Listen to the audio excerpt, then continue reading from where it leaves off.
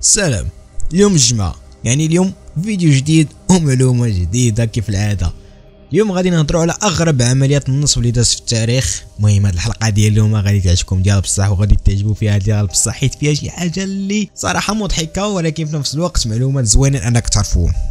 كما كتعرفوا عمليات النصب والاحتيال بدات مش شحال هادي، ولكن دابا كثرات مع التطور اللي وصلنا ليه في السنوات الاخيره. واخا قليل كيتنصب عليه في هذا الوقت هذا، حيت كلشي ولا عايق وعارف وماشي غير اجي ونصب على شي واحد.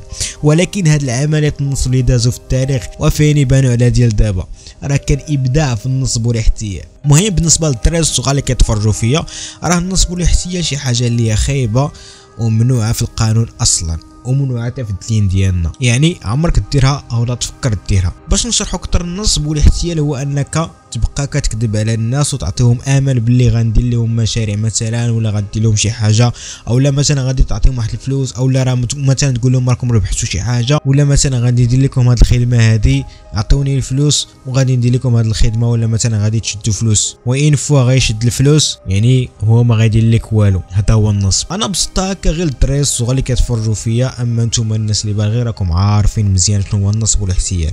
المهم باش نوصل المعلومه وباش كلشي يفهم وباش كلشي يتفرج. دونك الفيديو ديال اليوم غادي نهضروا على جوج قصص ديال النصب اللي دازوا في التاريخ، وكانوا اغرب عمليات النصب والاحتيال. صراحه فيهم شي ديال الضحك كما قلت لكم، ولكن كما قلت لكم مزيان الانسان ياخذ معلومه جديده وزوينه ويتعلم انه ما يتنصبش عليه. المهم من هادشي كامل هو انك دير الواجب ديالك، لايك واشتراك وبارطاجي فيديو مع اصحابك وفعل زر الجرس باش ملي نلوح شي فيديو جديد يبان لك انت الاول وتفرج فيه انت الاول. بطبيعه الحال بداو على بركه الله.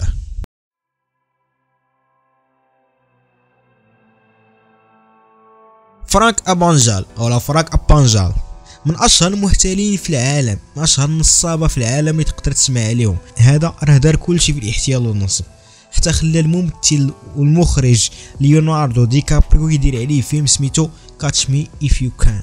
نعرفوا بعدا الطفوله ديال فرانك كي دازت. فرانك من صغره هو عايش وسط نصابه، وسط محتالين، حيت باه وامو كانوا نصابه ومحتالين وكانوا كيتهربوا من الضرائب، وكان الاب ديال فرانك كيدير عمليه النصب والاحتيال قدامه، يعني تقول بحال كيعلموه صافي. فتخيل معايا ان الابن ناض بديك التربيه هذيك وكيشوف الاب والام ديالو كينصبوا وكيحتالوا على الناس، اكيد غيكون بحال والديه.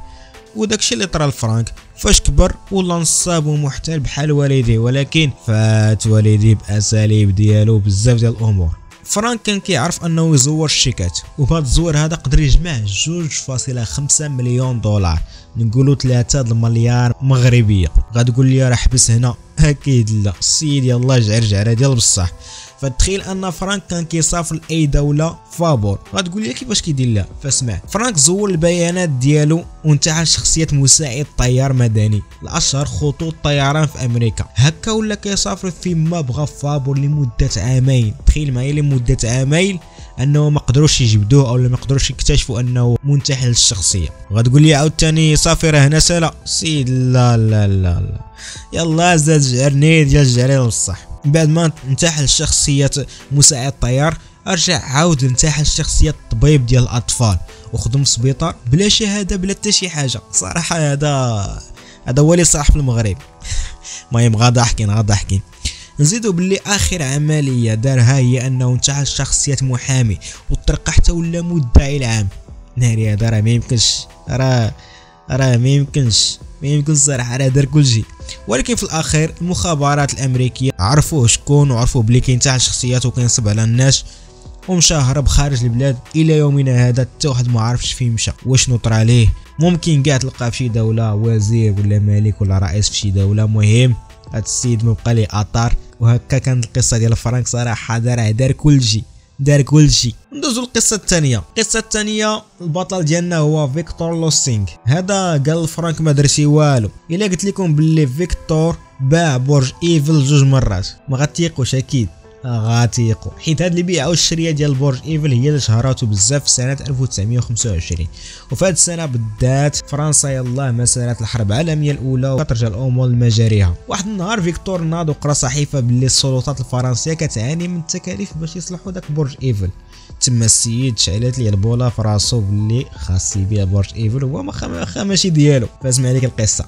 انتحل فيكتور شخصية وزير فرنسي وتواصل مع 6 ديال الشركات كتاجر في المعادن واللي كانوا بطبيعة الحال مشهورين في فرنسا انذاك، وقال لهم بلي السلطات كيفككوا البرج وكيبيعوه بياس ديتاشي، وقال لهم بلي الامور غتكون بشكل سري. ايوا السيد هنا مشى حلق على راسو، استاجر طوموبيل ليموزين ودى دوك 6 تجار دورهم على برج ايفل وراهم برج ايفل كي داير، وتما كل تاجر كيداز باش يشري داك برج ايفل ويشري داك الحديد ديال برج ايفل. هنا مرات ديال واحد التاجر شكات فيه، قالت لي علاش زعما هاد برج ايفل باغي تبيعو سريا، هذيك الحكومه اصلا بغات تبيعو علاش غنديروه سريا؟ ولكن زرب عليها بواحد الجواب اللي صراحه صدمني تانا. قال لي انا موظف فاسد، كما كتعرفوا انا داك في الحرب العالميه الاولى كانوا بزاف موظفين فاسدين في الحكومات، واخا دابا يعني يومنا هذا باقي موظفين فاسدين، ولكن خلينا ساكتين. المهم السيده اقتنعت، غير سمعت بلي موظف فاسد اقتنعت، حيت كما قلت لكم ديك الساعه كان موظفين فاسدين لواحد الدرجه كبيره. تما نصب على التجار وخدا الفلوس وهرب من فرنسا. تجار تسطاو ديال بصح، كما كتشوف برج ايفل راه باقي كاين. المهم هذه كانت المره الاولى فاش باع برج ايفل. في المره الثانيه رجع عاوتاني لفرنسا ولقى بلي التاجر اللي شرا من عنده داك برج ايفل ما دارش شكايه، حيت ما بغاش تطرط ليه، حيت الا دار شكايه غايقول لي انت كتعرف انت اللي نصبتي على الناس وكذا دونك غيشدوه. فيكتور زعم قال هذه فرصه زوينه، مشى جمع نفس الوراق، مشى بغى يعاود نفس العمليه مع تجار اخرين، جمع الوراق، جمع كاع الوراق المزورين، جمع كل شيء باش يعاود العمليه. ولكن هذه المره هذه البوليس او السلطات عاقت به وفشات ليه الخطه، ولكن هرب ليهم واستمر في حياته، كان كينصب على الناس.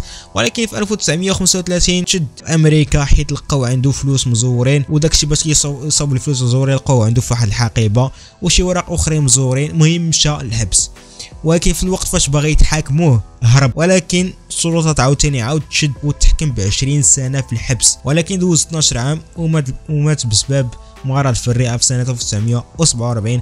وهكذا سالت القصه ديال فيكتور اللي باع البرج ايفل 2 مرات. صراحه قصص زوينه ممتعه، واخا كيهضر على موضوع مرفوض وماشي مزيان تعلموا، ولكن فيديو كيعلمك باللي النصب حاجه خايبه، باللي خاصك تخدم الذكاء ديالك في امور ايجابيه واللي غتنفعك وتنفع الناس اخرين، واكيد تكون حلالا طيبه باش تكون فيها البركه، وتعلمك عاود انك ما عمرك تيق اي حاجه جاتك، سير بحث عليها هو الاول عاد شوف واش راها بصح او لا نصب ولا احتيال.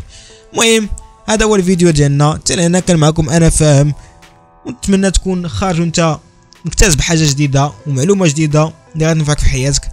دير الاشتراك ولايك وفعل زر الجرس وبارطاجي فيديو مع اصحابك، نتلاقاو في فيديو جديد ان شاء الله. اديوس.